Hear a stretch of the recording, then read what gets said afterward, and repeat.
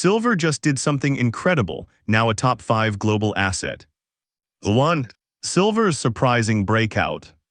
Silver has a long history of defying expectations, but what it has done recently stands apart even by its own volatile standards. With nearly every new trading session, silver has delivered another surprise, breaking above levels that many believed would take years to reach, if they were reachable at all. While price headlines naturally attract attention, the real story goes much deeper than spot price alone. Silver's breakout is not just about how high it has climbed, but about where it now stands relative to the largest assets in the world. For decades, silver has been dismissed as gold's more volatile sibling, useful for trading, occasionally explosive, but rarely granted the respect given to top-tier assets. That perception is now being challenged. Silver's recent surge has propelled it into conversations that were once reserved exclusively for megacap technology companies and sovereign-held assets. When silver begins appearing alongside names like Apple, Microsoft, and Nvidia, not in price charts but in total market capitalization, it signals something fundamentally different is happening. What makes this breakout especially noteworthy is its persistence. Silver has not merely spiked and collapsed, as it has in previous cycles. Instead, it has repeatedly tested higher ground, pulled back modestly, and then reclaimed strength. This behavior suggests that buyers are no longer purely speculative. The market is absorbing higher prices and treating them as a new baseline rather than an extreme. Another striking feature of this move is timing. Silver is rising amid tightening physical supply, growing industrial demand, and a macroeconomic backdrop that increasingly favors hard assets. Inflation may no longer dominate daily headlines, but it remains structurally embedded in the global economy. Meanwhile, governments continue to rely on debt expansion and monetary intervention, quietly reinforcing the long-term case for scarce, tangible assets. Silver's breakout is also psychological. Long-held assumptions that silver must crash back below $30 or that it cannot sustain prices above previous peaks are being challenged day by day. Markets move not only on data but on belief, and belief is shifting. Each session that silver remains elevated weakens the argument that its rise is temporary. In many ways, silver's breakout is less about speed and more about credibility. The metal is not simply rallying, it is asserting relevance. It is reminding markets that it is not just a speculative instrument or a relic of monetary history, but a strategic material embedded in modern civilization. That realization, once it takes hold, is difficult to reverse. 2. Why this silver bull market is different. Every bull market feels unique in the moment, but silver's current advance stands apart in ways that go beyond emotion or hype. To understand why this cycle is different, it is important to examine how silver behaved in past bull runs, and what has changed since then. Historically, silver rallies have been sharp, dramatic, and short-lived. Prices would surge rapidly, driven largely by speculative capital, only to collapse just as quickly when sentiment shifted. These cycles were fueled by leverage rather than necessity, by excitement rather than fundamentals. Once speculative pressure faded, there was little structural support to keep prices elevated. This time, the foundation looks very different. Silver is rising into a world that actually needs more of it. Industrial demand is not a future promise, it is present and accelerating. Unlike previous cycles, silver is no longer competing with substitutes in many applications. In solar panels, advanced electronics, medical technologies, and emerging energy infrastructure, silver is irreplaceable at scale. Another key difference lies in supply dynamics. Past bull markets often coincided with periods when above-ground inventories were plentiful. Today, those buffers are thinner. Years of underinvestment in mining, combined with declining ore grades, have constrained supply growth. Silver production has not kept pace with consumption, leading to sustained structural deficits that did not exist during prior rallies. There is also a shift in how investors perceive silver relative to gold. While gold remains the ultimate monetary metal, silver increasingly occupies a hybrid role, part monetary hedge, part industrial backbone. This dual identity gives silver a unique advantage in an era defined by both monetary instability and technological expansion. Gold benefits primarily from fear, silver benefits from both fear and growth. Perhaps most importantly, consolidation itself is changing. In past bull markets, consolidation meant deep retracements, sometimes wiping out 50% or more of gains. Today's consolidations are shallower and shorter. The market is not waiting for silver to come back down. Instead, buyers step in earlier, treating pullbacks as opportunities rather than warnings. Another distinguishing factor is participation.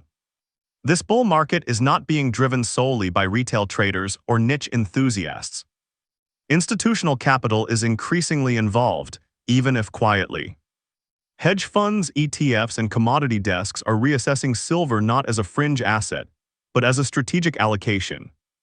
Once institutions begin modeling silver into long-term portfolios, volatility remains, but collapse becomes less likely. Finally, there is the psychological anchor of price memory. When silver spends enough time above certain thresholds, those levels stop feeling expensive and start feeling normal.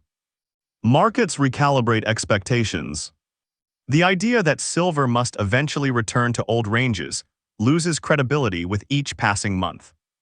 This bull market is different because silver itself is different now, not in composition, but in context. The world has changed, and silver's role within it has expanded. That shift, once underway, does not reverse easily. 3. Silver enters the top 5 global assets. Silver's entry into the top 5 global assets by market capitalization represents more than a statistical milestone. It marks a profound shift in how the metal is perceived within the global financial hierarchy. Market capitalization is not about sentiment, it is about scale. When silver reaches this level, it signals that its total value rivals that of the largest corporations and most influential assets on Earth. Traditionally, the top rankings have been dominated by a familiar lineup: gold at the top, followed by a rotating cast of mega-cap technology companies whose valuations reflect future earnings expectations. Silver's arrival in this space disrupts that narrative. Unlike corporations, silver does not rely on quarterly growth targets, management decisions, or consumer trends. Its value is intrinsic, global, and not subject to bankruptcy. Gold's dominance at number 1 is no surprise. Central banks have accumulated gold aggressively, reinforcing its role as the ultimate reserve asset. But silver's climb into the top 5 is far more surprising precisely because it lacks that same institutional sponsorship. No central bank is hoarding silver in massive quantities, yet silver has still risen to compete with the largest financial entities in the world. This achievement also highlights silver's asymmetric nature. The silver market is tiny compared to equities or bonds. That means price movements have an outsized impact on market capitalization. When silver rises, it does not creep upward, it leaps. This leverage works in both directions, but sustained elevation suggests that demand is absorbing supply rather than overwhelming it temporarily. Another critical implication of silver's top 5 status is visibility. Rankings matter because they shape attention. Assets in the top tier are tracked, analyzed, and debated by institutions that previously ignored them. Once silver appears on the same leaderboard as Apple, Microsoft, and Nvidia, it forces reevaluation. Analysts begin asking different questions: not why silver, but why not silver? This visibility also alters the narrative around legitimacy. Being in the top 5 confers a kind of financial citizenship. Silver is no longer a niche commodity, it is a macro asset. That shift attracts capital that is otherwise prohibited from entering smaller, less liquid markets. Importantly, silver has demonstrated the ability to reclaim this ranking even after short-term pullbacks. That resilience suggests underlying strength. Markets are no longer ejecting silver from elite status at the first sign of volatility. Instead, silver oscillates within the upper ranks, reinforcing the idea that it belongs there. Silver's presence among the top global assets is not guaranteed to be permanent, but its recurrence is meaningful. It signals that the metal has crossed a threshold, from curiosity to contender. 4. Comparing silver to megacap companies. Comparing silver to megacap companies may seem unconventional, but market capitalization makes such comparisons unavoidable. When silver surpasses or rivals companies like Microsoft, Amazon, or Alphabet, it forces an uncomfortable question: what truly constitutes value in a global economy? Megacap companies derive their valuations from future expectations. Their worth depends on growth projections, innovation cycles, competitive advantages, and regulatory environments. Silver, by contrast, derives its value from physical reality. It does not promise growth, it embodies utility. Technology companies can dominate markets for decades, but they are not permanent. Entire generations of once dominant firms have vanished or faded into irrelevance. Silver has endured for thousands of years. Its utility has evolved, but its importance has never disappeared. Another distinction lies in risk. Corporate valuations can collapse due to management errors, technological disruption, or geopolitical shifts. Silver carries no counterparty risk. It does not default, restructure, or issue earnings warnings. Its risks are price volatility and opportunity cost, not existential failure. Silver's ability to overtake megacap companies also highlights a deeper truth about scarcity. Shares can be issued. Products can be replicated. Silver cannot be manufactured. Every ounce must be mined, refined, and delivered through a complex supply chain that is increasingly strained. This comparison also exposes the fragility of financial valuations. A single regulatory change, interest rate shift, or earnings miss can erase hundreds of billions of dollars in equity value overnight. Silver's valuation changes for different reasons: physical demand, monetary policy, and supply constraints, factors that tend to unfold over longer horizons. When silver rivals megacap companies, it reminds markets that tangible assets still matter. In a world dominated by digital abstractions and financial engineering, silver represents something solid, measurable, and real. 5. Industrial demand and structural supply deficits. Silver's modern relevance is inseparable from its industrial role. Unlike gold, which is hoarded, silver is consumed. Once used, much of it is gone, embedded in products too small or too dispersed to recycle economically. This fundamental difference drives today's structural supply deficit. Silver has now experienced multiple consecutive years of supply shortfalls, where demand exceeds new production and recycling combined. This is not a cyclical anomaly, it is a structural imbalance. Industrial demand continues to grow, while mine supply struggles to keep pace. Solar energy alone consumes vast quantities of silver. As governments push aggressive renewable targets, silver demand rises regardless of price. Medical applications, electronics, electric vehicles, and data infrastructure all rely on silver's unmatched conductivity and reliability. On the supply side, silver is often mined as a byproduct of other metals. That means production does not respond quickly to higher prices. Even if silver prices surge, miners cannot simply turn on new supply. This rigidity exacerbates deficits and increases vulnerability to demand shocks. Years of underinvestment have further constrained supply. Mining is capital-intensive, slow, and increasingly regulated. New discoveries are rare, and development timelines stretch over decades. The result is a market that cannot easily balance itself. Structural deficits change everything. They transform price spikes into price floors. They reduce the likelihood of deep collapses and increase the probability of sustained elevation. Silver's deficit is not theoretical, it is measurable and ongoing. 6. Market attention and capital inflows. Markets move on attention as much as fundamentals, and silver is now capturing both. As its market capitalization climbs, silver enters the radar of capital pools that previously ignored it. This attention triggers a feedback loop. Visibility attracts capital, capital reinforces price, and price validates visibility. Institutional investors operate within constraints. Many cannot invest in assets below certain size or liquidity thresholds. Silver's rise into the top tier changes that calculus. It becomes investable by rule, not just by conviction. ETFs amplify this process.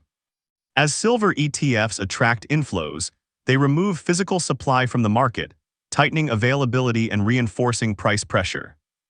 Hedge funds follow momentum, while traders chase volatility. Each group enters for different reasons, but the effect compounds. Crucially, this inflow is not purely speculative. Structural deficits and industrial demand provide justification.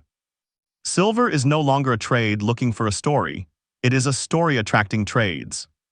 Once capital flows begin, they tend to overshoot.